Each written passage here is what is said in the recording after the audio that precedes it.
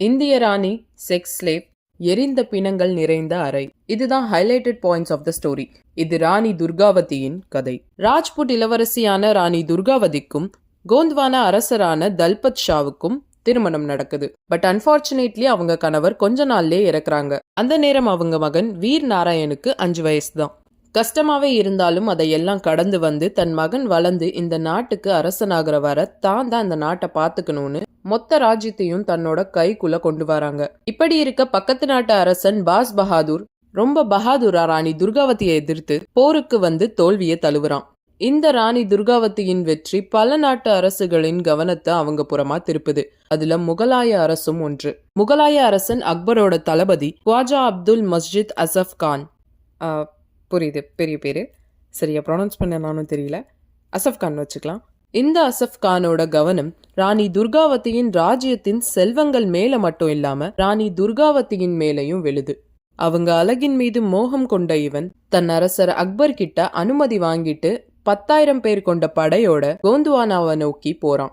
இத கேள்விப்பட்ட ராணி துர்காவதியும் தன்னோட அமைச்சர் ஆதார் சிம்ஹா முகலாய படைய பற்றி எச்சரித்தாலும் அவனுக்கு தலை குனிஞ்சு வாழ்றதை விட போர்க்களத்துல தலை இல்லாம வீழ்றதே மேல்னு 5000 படை வீரர்கள் மற்றும் தன் மகனோட 10,000 வீரர்களை எதிர்த்து போரிட போறாங்க. ராணியோட படையில நிறைய வீரர்கள் வெல் ட்ரெயின்ட் இல்ல, அவங்க கிட்ட பழைய வெப்பன்ஸ் இருக்கு. ஆனா முகலாய படை அப்படி கிடையாது. இவங்களுக்கு அப்படியே ஆப்போசிட், அவங்ககிட்ட எல்லாமே இருக்கு. போரும் கடுமையா நடக்கு. போர்ல படை தளபதி இறக்கவே ராணி போர தலைமை ஏற்று நடத்துறாங்க. 3 நாள் நடந்த போர்ல நிறைய வீரர்கள் இறக்குறாங்க. சீக்கிரட்டா போய் நைட் அட்டாக் பண்ணலான்னு ராணி சொல்லவே அவங்களோட வீரர்களே அவங்க பேச்ச கேட்க மாட்டுக்காங்க.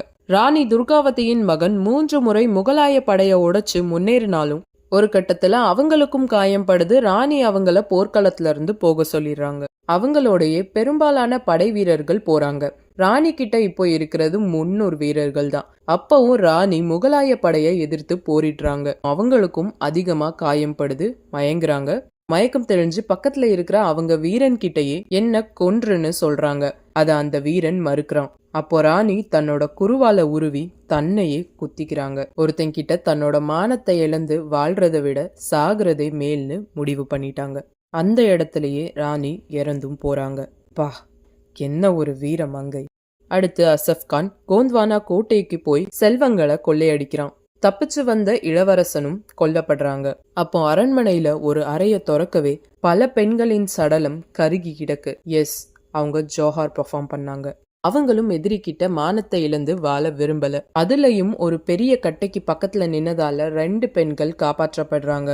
அந்த 2 பெண்களும் அக்பரோட கோட்டுக்கு அடிமையா அனுப்பப்படுறாங்க. இது ராணி துர்காவதியின் வீரமும் வலியும் நிறைந்த கதை. இத பத்தி உங்களோட கருத்துக்கள் என்னங்கறத கமெண்ட்ஸ்ல சொல்லுங்க. மீண்டும் அடுத்த காணொலியில சந்திக்கலாம். நன்றி.